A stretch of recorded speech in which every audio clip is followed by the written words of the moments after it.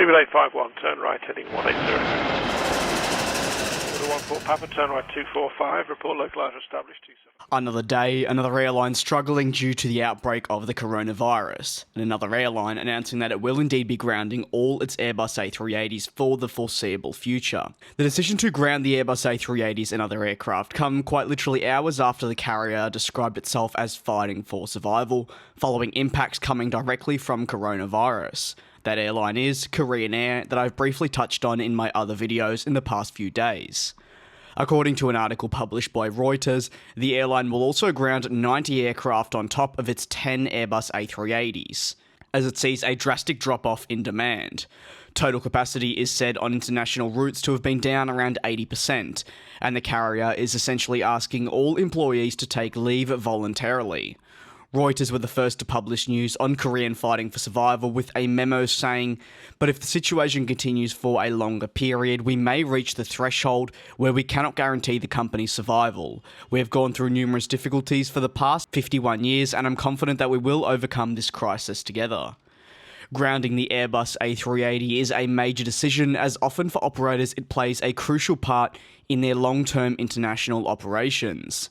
The president said, "We can easily imagine the severity of the crisis we are facing, and what is more daunting is that the situation can get worse at any time, and we cannot even predict how long it will last," in an internal memo. The carrier is said to have grounded now 100 aircraft roughly following the outbreak of the virus, which is far more than half of its fleet. Included in this, as mentioned, is the 10 A380s. Korean Air, following the decision, therefore joined the long list of airlines choosing to ground their Airbus A380s following the drop-off in demand. As covered here, Lufthansa and Qantas have both already made the decision to ground the type, with Qantas extending their groundings through to the middle of September. While we've also seen the likes of Delta, Cathay Pacific, United, Southwest, and even American Airlines announce either groundings of their aircraft or a major service reduction across the board following demand drop-offs. It's being widely also reported/discussed that most flights are nowadays empty, take Virgin Atlantic being an example following the issues with slots. While some are still thankfully full and busy, the vast majority are flying and getting 3 seats to themselves, with load factors ranging from 30% to 70%. This is under advice to not fly if you feel unwell, or more generally advice to not fly to limit yourself from the risk of getting the virus, and obviously a lot of people are opting not to check into their flights or looking at potentially getting refunds where possible.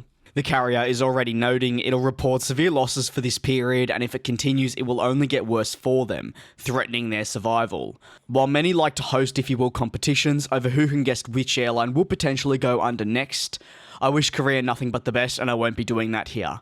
At the moment, it's a really difficult period for the industry, and unfortunately for some carriers and groups, their futures are not all guaranteed.